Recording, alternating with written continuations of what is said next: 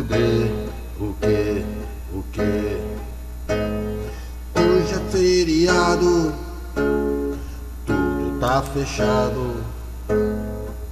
Amanhã cedo, se o leite fica azedo, o que é que eu vou beber? O que? O que? O que é que eu vou comer? O que? O que? Agora tá de noite e eu já tô obeso. Eu tô acima do peso, não posso nem pensar em comer. Mas pensando bem, posso dormir em paz. Amanhã cedo o céu vai estar azul.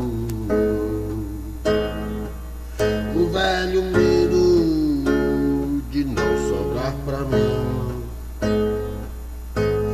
O que é que eu vou comer que vai me satisfazer? O que é que eu vou beber pra me manter de pé? A fome ainda não foi. Será que eu como um boi? Ou tomo apenas café?